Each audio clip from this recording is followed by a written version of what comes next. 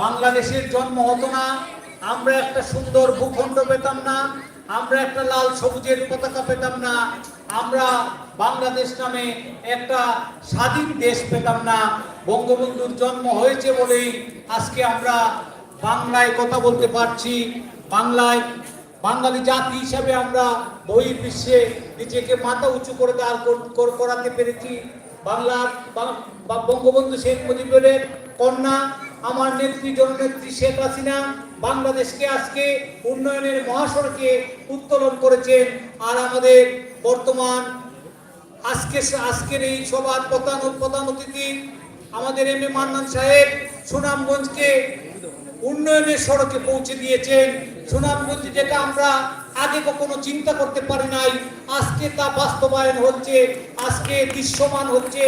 আজকে সুনামগঞ্জে মেডিকেল কলেজের কাজ দৃশ্যমান, বিজ্ঞান ও প্রযুক্তি কাজ কলেজের কাজ, ইউনিভার্সিটির কাজ চলছে, বিভিন্ন ধরনের উন্নয়নমূলক কর্মকাণ্ডের কাজ চলছে।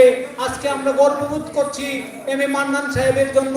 এম এ মান্নান সাহেবের জন্ম যদি সুনামগঞ্জে না হতো তাহলে আমরা অনেক পিছিয়ে যেতাম, অনেক কাজ থেকে আমরা বঞ্চিত হতাম। সুনামগঞ্জের আজকে আপনারা যারা সামনে উপবিষ্ট আছেন, আপনারা ভবিষ্যতে সুনামগঞ্জ থেকে সিলেট বা অন্য রাজশাহী চিটাগাং ইউনিভার্সিটিতে পড়তে হবে না, আপনারা সুনামগঞ্জে লেখাপড়া করতে পারবেন, লেখাপড়ার মান উন্নয়ন করতে পারবেন। সুনামগঞ্জ থেকে আপনারা বড় বড় শিল্পপতি সহ বড় বড় লেখক হতে পারবেন, বড় বড় পোস্টে আপনারা অধিষ্ঠিত হতে পারবেন। আজকে এম এ মান্নান সাহেবের জন্য আমরা মেডিকেল কলেজ পেয়েছি। মেডিকেল কলেজের আমরা চিকিৎসার জন্য আমাদের সিলেটে যেতে হয়। আমরা যারা গরিব লোক তারা সিলেটে যাওয়ার মতো অবস্থান থাকে না, তারপরেও চাঁদা তুলে তাদেরকে সিলেটে পাঠাতে হয়।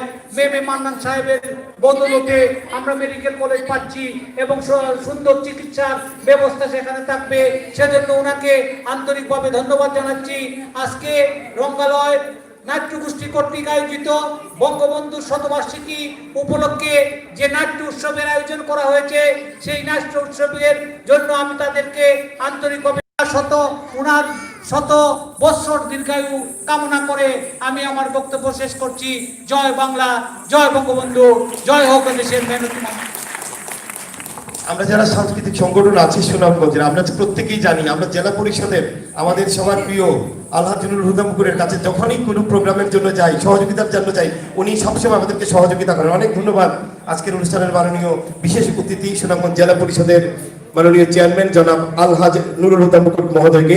এবারে বিশেষ অতিথি বক্তব্য রাখার জন্য বিনীতভাবে অনুরোধ করছি আমাদের সুনামগঞ্জ 4 আসনের মাননীয় সংসদ সদস্য এবং বিরোধী দলীয় হুইপ জনাব অ্যাডভোকেট পীর ফজলুর রহমান মিসবাহ মহোদয়কে।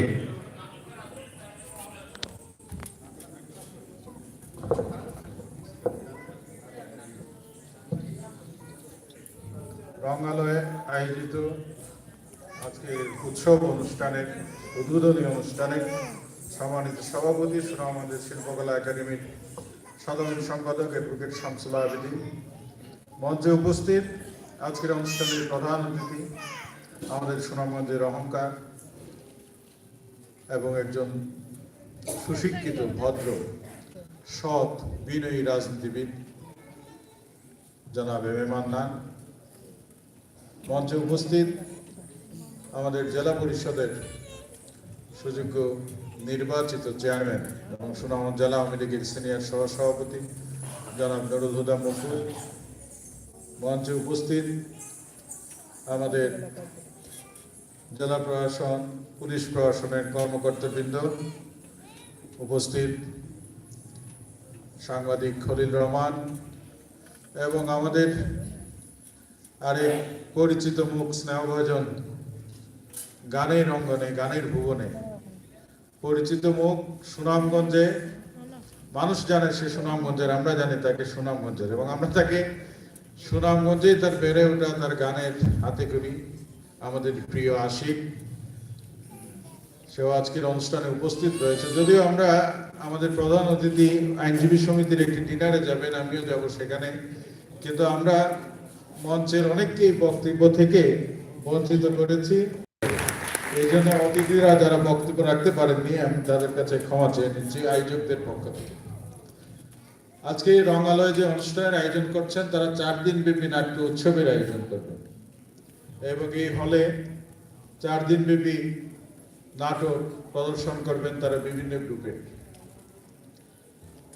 আমরা জানি যে নাটক আমাদের এই উপমহাদেশে, নাটক বলতে এক সময় আমাদের এই নাটক শুধুমাত্রই বিনোদন ছিল এবং সেটি সাধারণ মানুষের কোনো বিনোদন ছিল না। এটি ছিল সেই সময়ের যারা ভূস্বামী জমিদার, সেই জমিদার বাড়ির আঙিনায় বিনোদনের মাধ্যম ছিল নাটক এবং সেই জমিদার বাড়ির আঙিনাতেই নাটক হতো এবং তারা সেটি উপভোগ করতেন শুধুমাত্রই বিনোদনের জন্য জমিদারদের বা ভূস্বামীদের। কিন্তু সময়ের পরিক্রমায় মানুষের প্রয়োজনে সেই নাটক এখন পরবর্তীতে মানুষের কথা বলেছে এবং সেই নাটক বারবার মানুষকে জাগ্রত করার জন্য হাতিয়ার হিসেবে ব্যবহৃত হয়েছে। যে কারণে ইতিহাসের বাঁকে বাঁকে বিভিন্ন সময়ে আন্দোলন সংগ্রামের বাঁকে বাঁকে যখনই নাটক মঞ্চায়িত হয়েছে, তখন স্লোগান উচ্চারিত হয়েছে, নাটক শানিত হচ্ছে শোষকেরা সাবধান। এই স্লোগান ধারণ করে এক সময় সমাজ পরিবর্তনের জন্য নাটক প্রদর্শিত হয়েছে। কখনো মঞ্চে সাংস্কৃতিক কর্মীরাও পথনাটকে তারা নিজেদেরকে উজাড় করে দিয়েছেন সমাজের জন্য। এবং আমরা যদি সংস্কৃতির ক্ষেত্রে বলি যে আমাদের কোন সাংস্কৃতিক অঙ্গনের কোন দিকটি আমাদের মহান মুক্তিযুদ্ধের পরে সবচেয়ে বেশি আলোকিত হয়েছে, তাহলে প্রথমেই বলতে হবে যে আমাদের মঞ্চনাটক। বাংলাদেশের মঞ্চনাটক তার সাংস্কৃতিক অঙ্গনের যে কোনো শাখার মধ্যে এই মঞ্চনাটকটি সবচেয়ে বেশি বাংলাদেশে আলোকিত হয়েছে, সমৃদ্ধ হয়েছে। এবং আমাদের সেই কলকাতার সেই মঞ্চনাটকের সাথে যদি তুলনা করি, আমাদের নাটকও এখন অনেক এগিয়ে রয়েছে তাদের জন্য। সেই হিসেবে আমাদের মঞ্চনাটকে অনেক এগিয়েছে। আমাদের এই সুনামগঞ্জেও এক সময় নিয়মিত মঞ্চনাটক হয়েছে এবং সেটি অনেক আগে, আমাদের শৈশব কৈশোরে তো হয়েছে। আমাদের সময়েও আমরা যারা বিশ্ববিদ্যালয়ে অধ্যয়ন করতাম, আমরা এই ছুটির সময় এই শহরে আসলে আমরা নাটক করেছি। আজকে শিল্পকলার সেক্রেটারি সহ আমাদের একটি গ্রুপ ছিল সুনাম থিয়েটার, এবং আমরা সুনাম থিয়েটারের মাধ্যমে সুনামগঞ্জে অনেক নতুন নতুন নাটক আমরা সেই সময় মঞ্চায়িত করেছি। এবং আমাদের আগেও অনেকে করেছেন, পরে অনেকে করেছেন, আজকে রঙালয় করছেন এবং অনেকগুলো সংগঠন রঙালয়ের এই নাট্য উৎসবে তারা অংশ নিচ্ছেন। তো আমরা মনে করি আমাদের এই সাহিত্য, আমাদের এই সংস্কৃতি সবকিছুর মূলে হচ্ছে মহান মুক্তিযুদ্ধ। আমাদের ৭১-এর মহান মুক্তিযুদ্ধ আমাদের সংস্কৃতির মূলে, বাঙালি সংস্কৃতির মূলে। মুক্তিযুদ্ধের মাধ্যমে জাতির জনকের ডাকে এই দেশ স্বাধীন হয়েছিল বলে বাঙালি তার ভাষা, তার সংস্কৃতি নিয়ে এগিয়ে যাচ্ছে। এবং সেই মুক্তিযুদ্ধের মহানায়ক, বাঙালির মহত্তম নেতা, জাতির পিতা বঙ্গবন্ধু শেখ মুজিবুর রহমানের এবছর জন্মশতবার্ষিকী, আমরা মুজিব বর্ষ পালন করছি। কাজেই আজকের এই সাংস্কৃতিক উৎসব, এটি আমরা মুজিব বর্ষকেই আমরা উৎসর্গিত করতে পারি। এই সাংস্কৃতিক উৎসবটি আপনারা মুজিব বর্ষকে উৎসর্গীকৃত করে এটি উদযাপন করবেন, এটি আমরা প্রত্যাশা করি। এবং এই 4 দিন ব্যাপী আপনাদের এই অনুষ্ঠানে প্রত্যেকটি দিন যাতে আমাদের শ্রোতা, দর্শক এবং সাংস্কৃতিক কর্মীরা মিলে যেন এই শিল্পকলা একাডেমি একটি উৎসবের হলে যাতে পরিণত হয়, এই প্রত্যাশা রেখে এবং আগামী দিনে সংস্কৃতির কর্মী হিসেবে আপনারা আপনাদের শানিত চেতনা নিয়ে সমস্ত অশুভ শক্তির বিরুদ্ধে মাননীয় প্রধানমন্ত্রী মুক্তিযুদ্ধের চেতনায় যে অগ্রযাত্রা শুরু করেছেন এবং আজকের প্রধান অতিথি জনাব এম এ মান্নান সেই প্রধানমন্ত্রীর বিশ্বস্ত জন হিসেবে যে লড়াই করে যাচ্ছেন, সেই অসুন্দরের বিরুদ্ধে মহান মুক্তিযুদ্ধের চেতনায় মাননীয় প্রধানমন্ত্রীর নেতৃত্বে যে অগ্রযাত্রা, সেই অগ্রযাত্রায় সাংস্কৃতিক কর্মীদের যেমন আজকে প্রধানমন্ত্রীর পাশে থাকা উচিত উন্নয়ন কর্মযজ্ঞে, পাশাপাশি মাননীয় প্রধানমন্ত্রী তিনি শুদ্ধি অভিযান অব্যাহত রেখেছেন দুর্নীতির বিরুদ্ধে। মাননীয় প্রধানমন্ত্রী সেই শুদ্ধি অভিযানেও সমস্ত সাংস্কৃতিক কর্মীরা মাননীয় প্রধানমন্ত্রীর পাশে থাকবেন, এই প্রত্যাশা রেখে আপনাদের সবাইকে ধন্যবাদ জানিয়ে আমি আমার বক্তব্য শেষ করছি। আপনারা সবাই ভালো থাকবেন। আমাদের আজকের অনুষ্ঠানের সম্মানিত বিশেষ অতিথি সুনামগঞ্জ 4 আসনের মাননীয় সংসদ সদস্য জনাব অ্যাডভোকেট পীর ফজলুর রহমান মিসবাহ মহোদয়, উনিও এক সময় তুখোড় অভিনেতা ছিলেন। তো উনিও নাটক করেছেন, আমরা ওনার অনেক কথা শুনেছি। তো এই হিসাবে আমরা যারাই যে কাজ করি, ছোট সংগঠন বড় সংগঠন, সবসময় ওনার সহযোগিতা পেয়েছি, ছায়া পেয়েছি। অনেক ধন্যবাদ আমাদের আজকের অনুষ্ঠানের মাননীয় বিশেষ অতিথি জনাব অ্যাডভোকেট পীর ফজলুর রহমান মিসবাহ। সুধীমণ্ডলী, আমাদের আজকের অনুষ্ঠানের সভাপতিত্ব করছেন সুনামগঞ্জ জেলা শিল্পকলা একাডেমির সাধারণ সম্পাদক জনাব মোহাম্মদ শামসুল আবিদী। তো ওনাকে সভাপতির বক্তব্য রাখার জন্য আমি এবারে অনুরোধ করছি। তারপরে আমরা আমাদের আজকের অনুষ্ঠানে যিনি প্রধান অতিথি বক্তব্য শুনবো।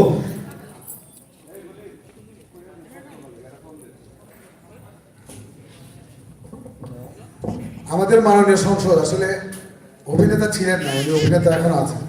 আজকে অনুষ্ঠানের এবং ভালো অভিনেতা ছিলেন এখন করেন। আমাদের সকলের প্রিয় মাননীয় মন্ত্রী, পরিবহন মন্ত্রী জনাব মান্নান মহোদয় উপস্থিত আছেন। আমাদের 4 আসনের সংসদ সদস্য পীর ফজলুর রহমান মিসবাহ এমপি আছেন। আমাদের জেলা পরিষদ চেয়ারম্যান জনাব নুরুল হুদা মুকুর, প্রশাসনের অতিরিক্ত জেলা প্রশাসক, অতিরিক্ত পুলিশ সুপার, আমাদের সাংবাদিক খলিল রহমান এবং আমাদের সকলের প্রিয় আশিক, যার গান আমরা একটা শুনবো। আমাদের পরে অনুষ্ঠান আছে, বারের ডিনার আছে। আমি বক্তৃতা দীর্ঘায়িত করবো না, আমি শুধু এটুকুই বলবো যে আমরা সুনামগঞ্জের সন্তান। আমরা সকলেই আমাদের সুনামগঞ্জের উন্নয়ন অনেক কিছু আমরা দেখেছি। আমার মনে হয় যে আমরা খুব গর্বিত আজকে ইমাম মান্নান মহোদয়ের মাধ্যমে যে যুগান্তকারী উন্নয়ন সুনামগঞ্জের হচ্ছে। আসলে অতীতে সকলের প্রতি শ্রদ্ধা আছে, হয়তো অনেক কারো বায়ান নাই বা ভবিষ্যতে আমরা কোথাও পাবো যাই না। তো এই সময়টা আসলে স্বর্ণযুগ যাচ্ছে আমাদের উন্নয়নের। আমরা দেখেন একই সাথে প্রযুক্তি বিশ্ববিদ্যালয় পেয়েছি। আমরা কখনো একটা বিশ্ববিদ্যালয় পাবো কিনা, আমরা একটা প্রান্তিক জেলা বাংলাদেশের সুনামগঞ্জ থেকে বলি আমরা সুন্দরগঞ্জ বা তেঁতুলিয়া, মানে আমরা একটা কর্নারে, আমাদের পরে ইন্ডিয়া ছাড়া যাওয়ার জায়গা নেই। কিন্তু এই জেলাতে আমরা যে উন্নয়নের এবং সর্বোপরি আমরা রেল লাইন পাচ্ছি, আমি এই জন্য সকলের পক্ষ থেকে, সুনামগঞ্জ মানুষের পক্ষ থেকে, সমস্ত শিবিরের পক্ষ থেকে ওনাকে কৃতজ্ঞতা জানাই, ধন্যবাদ জানাই। এটা তালি চাই সবার কাছে ওনার জন্য। এবং যেহেতু ওনার জন্য এত কথা বললাম, কিন্তু আমাদের একটু কথা আছে শিল্পকলা। আমরা সুনামগঞ্জে আমরা বাংলাদেশের সাংস্কৃতিক রাজধানী বলে দাবি করি এবং আমরা প্রতিটি ছেলে মেয়ে আমাদের কর্মকাণ্ড দিয়ে সেভাবে রাজধানী সে গঠিত হওয়ার চেষ্টা করছি। এবং এখানে আজকে যে হলে আমরা বক্তব্য রাখছি, এই হল গড়ার পিছনেও আমাদের মন্ত্রী মহোদয়, মুকুট ভাই, মিসবাহ সহ সকলেরই অবদান আছে। এখানে এই শীতকালে আমরা অনুষ্ঠান করছি, আরামে আছি। আজকে দিয়েছি, উনি একটা ডিও লেটারও দিয়েছিলেন। আমি অনুষ্ঠানের মধ্য দিয়ে ওনার কাছে সুনামগঞ্জের সকল সাংস্কৃতিক কর্মী এবং সাংস্কৃতিক প্রেমীদের পক্ষ থেকে দাবি করতে চাই, আমরা যাব, উনি যদি একটা ডিও লেটারও দিয়েছেন। এবং আমি ওনার কাছে জানাই যে আমাদের যে সংস্কৃতি মন্ত্রণালয় সারা দেশের সম্ভবত 20টা শিল্পকলা একাডেমিকে মানে পুনঃ সংস্কারের জন্য একটা বিশাল বাজেটও আছে এবং এটা বোধহয় লিস্ট হচ্ছে। আমি মন্ত্রী মহোদয়ের সাথে দেখা করেছি, উনি আমাকে বলেছেন যে বাবা তোমারটা প্রথম থাকবে। আমি বলা ওনার বলা তফাৎ আছে। আমি বিশ্বাস করি উনি যদি একবার বলেন আমরা এই সামনের গরমের সিজনে আমরা এসি পাবো, চাইতো নাকি আমরা। এবং এই সুনামগঞ্জে আমি জানি ওনার একটা প্ল্যান আছে সুনামগঞ্জে আরো অনেক বড় হল করার। তো এটা আজকে থেকে কাজ শুরু হয়, এটা রেডিওতে 3 বছর লাগবে। এই 3 বছর আপনারা জানেন যে মাননীয় মহামান্য রাষ্ট্রপতি এখানে অনুষ্ঠান করেছেন। আজকে যদি মাননীয় প্রধানমন্ত্রী এখানে অনুষ্ঠান করতে চান, এই হল ছাড়া কোনো হল নাই সুনামগঞ্জে। যেহেতু সুনামগঞ্জে একটাই মাত্র আমাদের এখন হল আছে অনুষ্ঠান করার উপযোগী। সেই এই হলটাকে যদি ওনার যে প্ল্যান আছে, আমরা এটার সাথে সাধুবাদ জানাই যে একটা বিশাল আমরা একটা মিলনায়তন পাবো। কিন্তু আমি এটাও জানি, আমরা সকলেই জানি আজকে থেকে শুরু হলে 3 বছর লাগবে। সেই 3 বছর কাজ চালানোর জন্য আমাদের এখানে একটা আধুনিক সিদ্ধান্ত করা দরকার। আমরা সকলের পক্ষ থেকে ওনার কাছে বলি, শুধু কালচার অনুষ্ঠান এখানে হয় না, এখানে আলোচনা সভা হয়, পলিটিক্যাল প্রোগ্রামও এখানে হয়। এই জন্য আমি সবার পক্ষ থেকে আমি বলছি, আমি জানি উনি করবেন, তারপরেও আমাকে অনেকে বলে, আপনি বলেন যে আমি আমার পক্ষ থেকে বললাম। সবাইকে ধন্যবাদ এবং রং আলমকে ধন্যবাদ জানাই যারা আজ সাহস করে 4 দিন ব্যাপী মুজিব বসু উপলক্ষে এই অনুষ্ঠানের আয়োজন করেছে। 4 দিন ব্যাপী নাটক হবে, মুজিব বঙ্গবন্ধুকে স্মরণ করে হবে, আমাদের মুক্তিযুদ্ধকে স্মরণ করে হবে, আমাদের সামাজিক যে বিভিন্ন রকমের সমস্যা সুবিধা নিয়ে আসে এগুলি নিয়ে হবে। ম্যাক্সিমাম নাটক নতুন হবে এবং যার প্রায়ই আমাদের ছেলেরা লিখেছেন, অভিনয় করেছেন। সবাইকে ধন্যবাদ। সবাই আগামী 4 দিন থাকবেন এবং আমরা এখন অবশ্যই আমাদের যে মূল বক্তা যার কথা শোনার জন্য বসে আছে ওনার কথা শুনবো। সবাইকে ধন্যবাদ। জয় বাংলা, জয় বঙ্গবন্ধু। আমাদের ধন্যবাদ শামসুল আবেদিন ভাইকে। আমরা অনেকেই জানি সুনামগঞ্জের যারা হাওড় বেষ্টিত এলাকা, আমরা অনেক দিক থেকে সবচেয়ে পিছনের সারির প্রথম জেলা শিক্ষা, স্বাস্থ্য, চিকিৎসার দিক দিয়ে। কিন্তু আমাদের সুনামগঞ্জে যে চিকিৎসা পড়ছে, সুনামগঞ্জে আমরা যারা চিকিৎসা নিতে যাই, সর্বশেষ 2টা ইনজেকশন দেওয়ার পরে আর দায়িত্ব শেষ হয়ে যায়। এখানে যারা সংস্কৃতি কর্মী আছে, শিক্ষার্থী আছে, সুনামগঞ্জের সবার পক্ষ থেকে আমরা মাননীয় মন্ত্রীকে কৃতজ্ঞতা এবং ধন্যবাদ জানাতে চাই যে সুনামগঞ্জে একটি বিশ্ববিদ্যালয় হচ্ছে যেখানে আমার ভাই, আমার বোন, আমার সন্তান পড়তে পারবে। এখানে একটি মেডিকেল কলেজ হবে যেখানে আমরা চিকিৎসা পাবো। শুধু 2টা ইনজেকশন নিয়ে দায়িত্ব শেষ হবে না, সব ধরনের চিকিৎসা পাবো। এই জন্য আমরা সবাই অনেক কৃতজ্ঞ আপনার কাছে মাননীয় মন্ত্রী মহোদয়। এবারে আজকের এই যে 4 দিনের যে উৎসব, এই উৎসবের মাননীয় প্রধান অতিথি গণপ্রজাতন্ত্রী বাংলাদেশ সরকারের মাননীয় পরিকল্পনা মন্ত্রী জনাব এম.এ. মান্নান এমপি মহোদয়কে ওনার প্রধান অতিথির বক্তব্য রাখার জন্য বিনীতভাবে অনুরোধ করছি। সেই সাথে আজকের অনুষ্ঠানের উদ্বোধন ঘোষণা করার জন্য আমি বিনীতভাবে অনুরোধ করছি।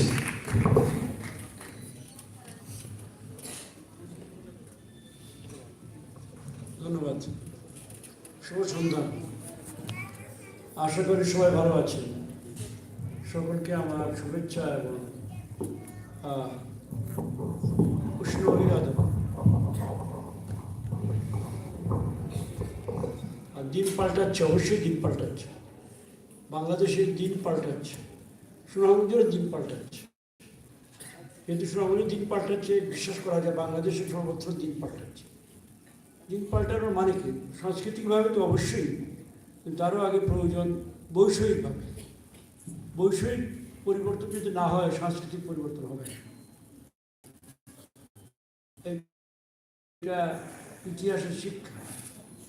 কারণ শূন্য ক্ষুধার্ত মানুষ দ্বারা সংস্কৃতি সেবা করা প্রয়োজন হলো নিজেদের বৈষয়িক বিষয় আসে যেগুলো আছে, চলাফেরা করা, উষ্ণ ঘরে বসবাস করা, পেটে 2টো দানা সময় মতো দেওয়া, একটু খাওয়া টাওয়ার পরে আউল বাউল যাই হোক বারান্দায় বেরিয়ে টুনটুন করে গুনগুন করে গাওয়া টাওয়া, এইভাবে চর্চাটা করা হয়। তো সেটা এখন বাংলাদেশে মোটামুটি হচ্ছে। আগে বাংলাদেশেও হতো না, যে মনে হয় আমাদের বাউলরা এখানে বিখ্যাত সব বাউল কবিরা ছিলেন এখানে সুনামগঞ্জে।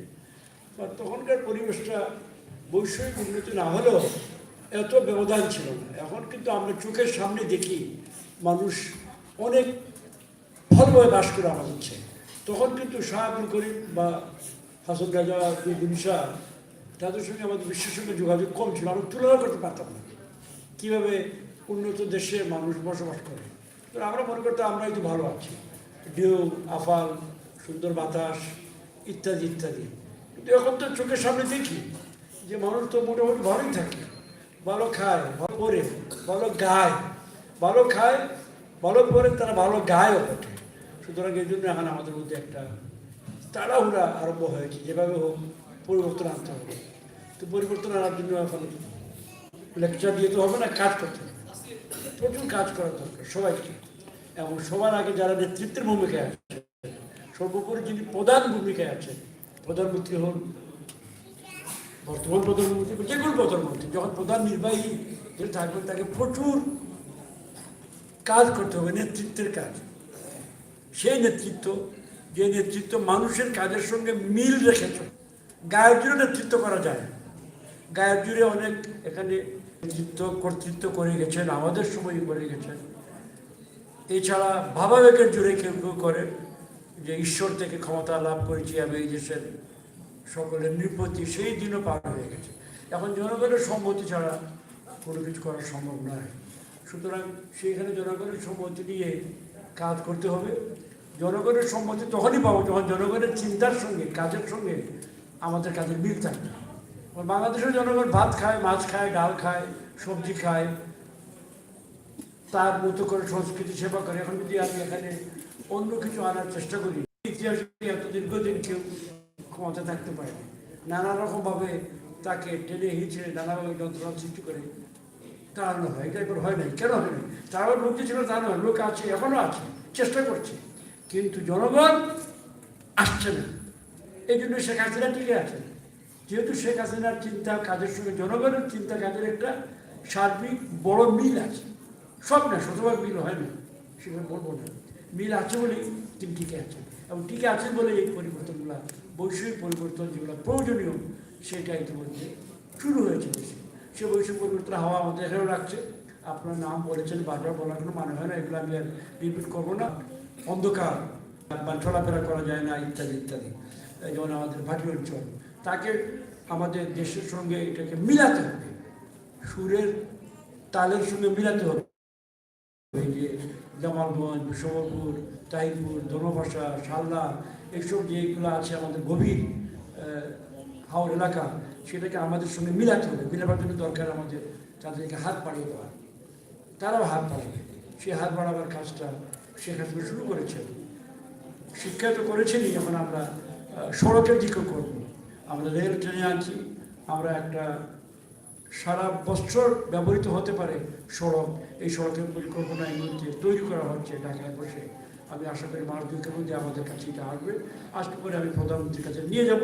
আমরা সুনামগঞ্জ থেকে সারা বছর গাড়ি চালিয়ে সরাসরি আমরা মোহনগঞ্জ যাবো, ধর্মভাষা যাবো ইত্যাদি। এগুলো সম্ভব, এগুলো কোনো আর অসম্ভব ব্যাপার নয়। তো এটা একটা বিশাল কাজ হবে। এই কাজ, এই সুন্দর জায়গাটার সঙ্গে সারা দেশ মিলে যাবে, এতে তাদেরও লাভ, আমাদেরও লাভ। তো এইরকম আরও অনেক পরিবর্তন আসার প্রয়োজন আছে। আগামীতে আমরা চাইব যে এই রেলটা যেন এখানে শেষ না হয়, রেলটা যেন পশ্চিম দিকে মোহনগঞ্জ পড়তে যায়, সেটা সম্ভব। এইটার প্রযুক্তি আছে, অর্থ আমাদের আছে, এমন না যে আমাদের টাকা নেই, কারো কাছে হাত পাততে হবে না। যে সময় আমাদের ধৈর্যের, সময় আমাদের একটু ঠান্ডা মাথায় কাজ করা। ঠান্ডা মাথায় কাজ মানে আমরা যেন হাবিজাবি করে রাস্তায় বেরিয়ে এইটা করবো, বন্ধ করে, করবো না, খাবো না, যাবো না, এইসব রাজনীতি ছেড়ে সুস্থ রাজনীতির মধ্যে আমরা এগিয়ে যাই, দেশের করে যাবো। এগুলো সম্ভব, এগুলো আসতেছে। সুতরাং আমি আশা করি যে আপনারা সংস্কৃতি চর্চা যারা করছেন, রঙ্গালয়, সুন্দর নাম, রঙ্গালয়, সুন্দর নাম, গোষ্ঠী। কোথায় বলছিলাম, এত ভঙ্গ বঙ্গদেশ তবু রঙ্গে ভরা, এত ভঙ্গ বঙ্গদেশ তবু রঙ্গে ভরা। প্রায় 100-150 বছর আগে কবি বলেছেন, কোথায় ভঙ্গ ছিল? অনেক ভঙ্গ ছিল, অনেক ভঙ্গ ছিল। এখনো বঙ্গদেশ কিন্তু ভাঙ্গা, কয়েক টুকরা ভাঙ্গা, যাকে দিয়ে যাবো না, এটা রাজনৈতিক বিষয় বলছিল। এবং এটা আরও প্রায় কয়েকদিন ওটা মাথায় ঘুরছে। পৃথিবীতে এই মুহূর্তে বাঙালি বলে যদি কোনো থাকে, নিরাপদ বাঙালি শুধু বাংলাদেশের সম্ভব। অন্য তো যারা বাঙালি আছে এরা কিন্তু সম্পূর্ণ নিরাপদ নয়। বাঙালি মানুষের মতো নিরাপদ আছে। যারা আমেরিকায় বাস করে তারা তো বার্গার খায়, চিজ খায়, মাখন খায়, সেটা এক ধরনের নিরাপত্তা আছে। কিন্তু বাঙালি হিসাবে, বাঙালি হিসাবে এবং এইভাবে নিরাপদ জায়গায় শুধু এই বাংলাদেশে। এই পৃথিবীর তাবৎ বাঙালি যত আছে, তো যারা কম বয়সে আছে, এটা আমার অনেকে বোধগম্য হচ্ছে না বিষয়টা। হবে, আর পড়াশোনা করতে হবে। এদেরকে সঠিক ইতিহাস পড়ানো হয়নি, ভাঙ্গা ভাঙ্গা ইতিহাস পড়ানো হয়েছে। সঠিক ইতিহাস পড়ে বুঝতে পারবে। সুতরাং তাদেরকে আবেদন রাখবো, তারা সঠিক ইতিহাস পড়বে এবং আমাদের যে নতুন দায়িত্ব, ইতিহাস সময় আমাদেরকে দিয়েছে বাঙালি জাতিকে নেতৃত্ব দেওয়ার, প্রতিষ্ঠা করার, সেই দায়িত্ব নেতৃত্ব দেওয়ার মতো উপযুক্ত আমরা হবো। এই সুযোগ আমাদের সৃষ্টি হয়েছে, আমরা পারবো, আমরা দেখিয়েছি, আমরা পারছি। সুতরাং এই হলো কথা। আমার তো আজকে আমাদের রঙ্গালয় যে কাজটা করছে, এখানে আমাদের স্বাধীনতার 50 বছর পূর্তি হচ্ছে। আমাদের জাতির পিতা, আমাদের মহান স্থপতি, বাংলাদেশের বঙ্গবন্ধু তার জন্মশতবার্ষিকী পালিত হচ্ছে, এই সময় অনেক কিছু হচ্ছে আগামী 1 বছরের মধ্যে। এই সময় রঙালো কিছু কিছু তার মতো করে এতে অবদান রাখবে। সুতরাং আমি রঙালোকে আমার অভিবাদন জানাই, ধন্যবাদ জানাই, তারা এই কাজটা করছেন। এবং সুনামগঞ্জের জন্য এই ক্ষেত্রে আমাদের এই ঘর শীততাপ শীতাতপ ইত্যাদি করা বা অন্যান্য ব্যাপারটা করা। আমি ভাবছিলাম ওই যে অপারেশন হল নাকি নাকি আমরা ভিডিও হল বলে ওটাকে ভেঙে একটা বড় হল করার জন্য চিন্তা মাথা করছি, যেটা এখন নেই। বছরের একটা প্রকল্প কাঁচা রাস্তা তৈরি করে নিয়ে আসছে, তার জন্য মাথা থেকে যায় নাই, এটা এখন মাথায় ঘুরছে, আশা করি পারবো। আর এইটাকে আরও কীভাবে সংস্কার করা যায়, আর কীভাবে আপনাদের গরমে জুলাই মাসের গরমে একটু স্বস্তি দেওয়া যায়। তবে আমাদের বাউলরা যারা, তারা কিন্তু গরমের সঙ্গে ভালো ভালো গান গাইতেন বর্ষাকালে উঠানে বসে। আমরা তো তাদেরই সন্তান। শাহ আব্দুল করিম ফেনও পাননি, দূরবীন শাহ ফেনও পায়নি, হাসন রাজা হইল ফ্যান ট্যান ছিল না। আমরা এখন ফ্যান ট্যান পাচ্ছি, সুতরাং রাজার পুত্র হিসাবে আমরা কষ্ট থেকে বেরিয়ে আসবো আশা করি, এবং আমরা তাদের মধ্যে তাদের মধ্যে না হলেও কাছাকাছি মানুষের জন্য আমরা সৃষ্টি করতে পারি। এই হলো কথা। সুতরাং সবাই মিলে কাজ করবো, আমরা সেটা থাকবো। আর নতুন যে সকল কাজ আসতেছে, বিশ্ববিদ্যালয়, মেডিকেল, টেকনিক্যাল, একটা কৃষি আমরা চিন্তা করছি, একটা কৃষি কলেজের কথা, কারণ আমরা কৃষি এলাকা। কৃষি হলে এখানে মাছ টাছ সম্বন্ধে গবেষণা করা যাবে। মাছও আমাদের সম্পদ, আমাদের সংস্কৃতি, এইগুলো ধরে রাখার জন্য একটা সমন্বিত কৃষিভিত্তিক ব্যাপক কৃষি, শুধু ধান আর চিচিঙ্গা ঝিঙ্গা নয়, ব্যাপক কৃষি নিয়ে মাছ, পশু পাখি সকল কিছু নিয়ে যে কৃষি রঙালয়ের রং আগামী 2 দিন আমরা দেখুন ঘরে থাকি। ধন্যবাদ। জয় বাংলা। মাননীয় মন্ত্রী, আমরা কৃতজ্ঞ, সাংস্কৃতিক সংগঠন হিসাবে আমরা কৃতজ্ঞ আপনাকে পেয়ে। এবারে একটি সম্বর্ধনা সম্মাননা ক্রেস্ট তুলে দেওয়া হবে। আমি মঞ্চে আসার জন্য অনুরোধ করছি বাংলাদেশ ছাত্রলীগ সুনামগঞ্জ জেলা শাখার সভাপতি এবং সাবেক সাধারণ সম্পাদক এবং বর্তমান সাধারণ সম্পাদক ছাত্রলীগের। আমি মাননীয় মন্ত্রীকে ক্রেস্ট দেওয়ার জন্য বিনীতভাবে অনুরোধ করছি। মাননীয় মন্ত্রী মহোদয় উৎসব স্মারক নেওয়ার জন্য আমি অনুরোধ করছি মাননীয় মন্ত্রী মহোদয়কে। সেই সাথে একটি গান শুনবেন মাননীয় মন্ত্রী। আমি মাননীয় মন্ত্রীকে বিনীতভাবে অনুরোধ করছি একটি ক্রেস্ট নেওয়ার জন্য। মাননীয় মন্ত্রীকে উৎসব স্মারক গ্রহণ করবেন মাননীয় মন্ত্রী মহোদয়। এবং টেবিল